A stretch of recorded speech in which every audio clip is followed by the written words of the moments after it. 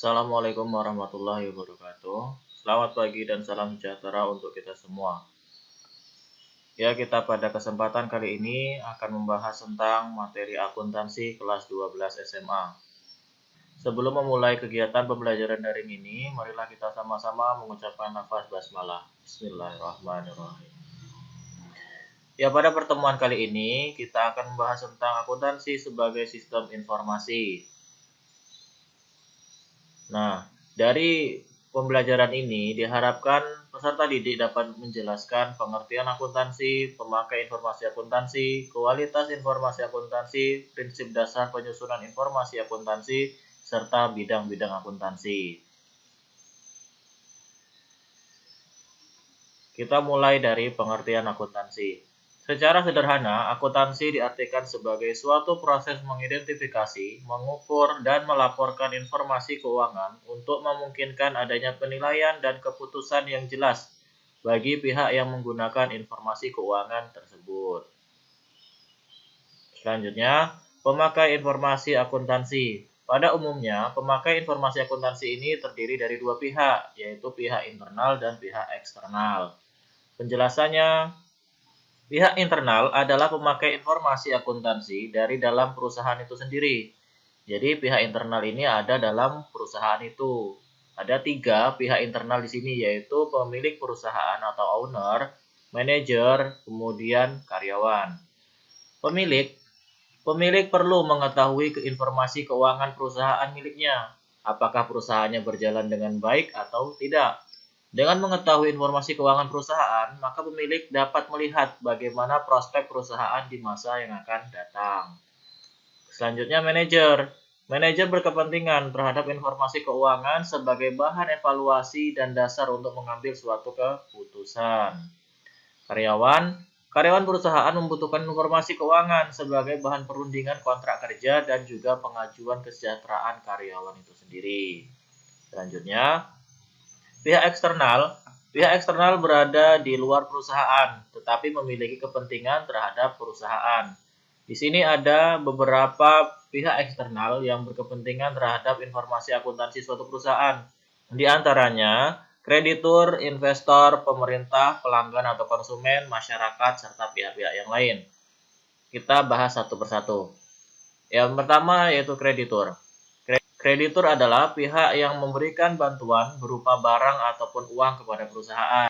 Jadi kreditur membutuhkan informasi keuangan perusahaan untuk melihat apakah perusahaan tersebut mampu atau tidak dalam mengembalikan pinjaman yang diberikan kepada perusahaan. Selanjutnya, investor. Investor adalah masyarakat yang mempunyai permodalan. Jika mereka ingin menginvestasikan modalnya, mereka membutuhkan informasi keuangan perusahaan untuk mengukur kemampuan profitabilitas perusahaan atau prospek perusahaan di masa depan. Jadi investor juga memerlukan informasi keuangan perusahaan agar dapat melihat apakah ketika menanamkan modalnya kepada perusahaan tersebut akan menghasilkan keuntungan atau justru sebaliknya yaitu kerugian. Selanjutnya, pelanggan. Pelanggan perusahaan menggunakan informasi akuntansi dalam rangka evaluasi terhadap kemampuannya dalam memberikan jaminan mutu produk dan sebagainya. Jadi sebagai pelanggan tentunya mengharapkan produk-produk yang dihasilkan oleh perusahaan itu memiliki mutu yang tinggi seperti itu.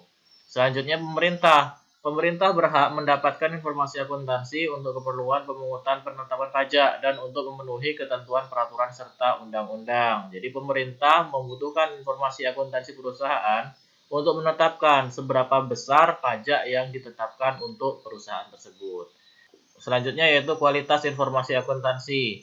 Jadi kualitas informasi akuntansi di sini ada beberapa komponen. Yang pertama yaitu dapat dipahami, dapat diuji, netral, tepat waktu, dapat dibandingkan, relevan, dan lengkap. Penjelasannya kita simak. Yang pertama, dapat dipahami. Laporan keuangan haruslah jelas dan mudah untuk dimengerti. Dengan begitu, laporan keuangan dapat dijadikan sebagai sumber informasi yang menjadi landasan dalam mengambil sebuah keputusan. Selanjutnya, dapat diuji. Informasi akuntansi perlu dilakukan pengujian terlebih dahulu. Artinya informasi keuangan itu harus dapat diperiksa oleh pihak lain sehingga menghasilkan pendapat yang sama dengan perusahaan. Selanjutnya netral. Informasi akuntansi harus bersifat netral, tidak memihak kepada kepentingan tertentu. Selanjutnya tepat waktu. Informasi akuntansi yang disajikan harus tepat waktu agar pengambilan keputusan perusahaan juga bisa dilaksanakan pada waktu yang sudah direncanakan. Kemudian ada yang namanya dapat dibandingkan. Setiap informasi akuntansi, terutama laporan keuangan, harus bisa dibandingkan antara laporan yang satu dengan yang lain. Misalkan, dibandingkan antara tahun ini dengan tahun sebelumnya, atau antara informasi akuntansi perusahaan yang satu dengan perusahaan yang lainnya. Selanjutnya yaitu relevan. Informasi akuntansi yang relevan, maksudnya informasi itu harus bisa mempengaruhi kebijakan yang diambil perusahaan dengan memprediksi hasil dari peristiwa masa lalu, sekarang, dan masa yang akan datang. Terakhir, lengkap. Informasi akuntansi yang disajikan tidak boleh setengah-setengah. Harus lengkap dan mencakup semua kebutuhan bagi para pemakai informasi akuntansi. Ya, ini supaya tidak menimbulkan berbagai pertanyaan bagi para pemakainya. Selanjutnya, prinsip dasar penyusunan informasi akuntansi. Jadi dalam penyusunan informasi akuntansi haruslah berpedoman pada prinsip-prinsip berikut ini. Yang pertama, basis akrual, kelangsungan usaha, kesatuan usaha, pengaitan biaya, harga perolehan, dan penjelasannya bisa kita simak. Basis akrual, suatu konsep yang menyatakan bahwa transaksi keuangan diakui pada waktu kejadian tersebut. Jadi, semua transaksi itu dicatat pada saat kejadian. Seperti itu. Kemudian kelangsungan usaha. Laporan keuangan disusun atas dasar asumsi atau perkiraan kelangsungan usaha perusahaan.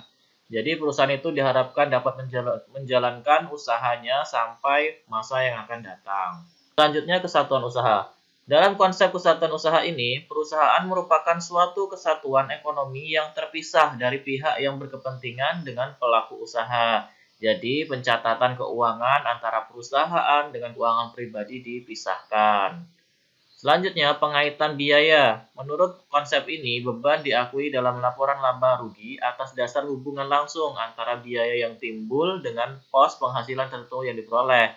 Jadi belum tentu semua kas yang keluar adalah beban, dan belum tentu juga beban mengurangi kas. Jadi beban yang telah dikeluarkan adalah suatu upaya untuk memperoleh suatu pendapatan. Yang terakhir, harga perolehan. Harga perolehan adalah total biaya yang dikeluarkan untuk mendapatkan suatu aset atau harta. Selanjutnya, bidang-bidang akuntansi. Di sini akan kita bahas 10 bidang-bidang akuntansi yang dimulai dari akuntansi keuangan, akuntansi manajemen, akuntansi biaya, akuntansi pemeriksaan, akuntansi perpajakan, kemudian akuntansi pemerintahan, akuntansi pendidikan, sistem akuntansi, akuntansi anggaran, dan akuntansi syariah. Penjelasannya bisa kita simak di sini. Akuntansi keuangan, artinya bidang ini berhubungan dengan pencatatan transaksi keuangan perusahaan seperti utang, perubahan aset, dan modal. Selanjutnya akuntansi manajemen. Akuntansi manajemen memberikan data real kepada pihak manajemen sebagai bahan pembahasan untuk menentukan arah kebijakan perusahaan, terutama untuk hal yang menyangkut finansial atau keuangan. Selanjutnya akuntansi biaya. Bidang ini menekankan pada analisis, perencanaan, penetapan, serta pengendalian biaya produksi suatu barang. Jadi pada akuntansi biaya ini dihitung berapa jumlah biaya yang dikeluarkan untuk memproduksi suatu barang. Kemudian akuntansi pemeriksaan. Bidang ini berfokus pada pemeriksaan laporan keuangan yang telah dibuat perusahaan secara independen tanpa adanya tekanan dari pihak manapun. Jadi, akuntansi pemeriksaan ini digunakan untuk memeriksa laporan keuangan perusahaan apakah sesuai atau tidak, seperti itu. Kemudian akuntansi perpajakan. Bidang ini mengakomodasi pencatatan keuangan yang berhubungan langsung dengan hal pajak. Nah, jadi perusahaan itu akan dikenakan pajak dan penetapan besarnya pajak ditentukan dari laporan keuangan perusahaan. Selanjutnya, akuntansi pemerintahan. Pada bidang ini, akuntansi mempelajari penyajian laporan keuangan yang dilakukan oleh lembaga pemerintahan. Informasi yang disajikan berupa data akuntansi dari berbagai aspek pengelolaan administrasi keuangan pemerintah. Selanjutnya, akuntansi syariah. Bidang akuntansi ini menekankan pada pelaksanaan kegiatannya berdasarkan prinsip Islam. Jadi pelaksanaannya itu berdasarkan hukum-hukum Islam. Selanjutnya, sistem akuntansi. Bidang akuntansi ini berkaitan dengan pembuatan prosedur akuntansi atau alat-alat pendukungnya. Sistem akuntansi akan diikuti dengan pengumpulan data serta laporan keuangan. Selanjutnya, akuntansi anggaran. Bidang ini fokus pada penyusunan rancangan pengeluaran perusahaan untuk jangka waktu tertentu. Jadi, pengeluaran perusahaan sebelumnya sudah ada anggarannya masing-masing, sehingga dapat terkontrol lah keuangan perusahaan itu. Kemudian yang terakhir adalah akuntansi pendidikan. Akuntansi yang secara khusus memperhatikan bidang pendidikan. Contohnya kegiatan belajar mengajar akuntansi, penelitian tentang akuntansi, penyusunan kurikulum pendidikan, atau hal lain yang berhubungan dengan akuntansi. Ya, cukup sekian materi pada hari ini. Semoga dapat bermanfaat dan silakan untuk dipelajari lagi. Terima kasih. Marilah kita tutup pembelajaran kita pada hari ini dengan mengucapkan lafaz hamdalah. Alhamdulillahirabbil alamin. Ya, saya akhiri. Assalamualaikum warahmatullahi wabarakatuh.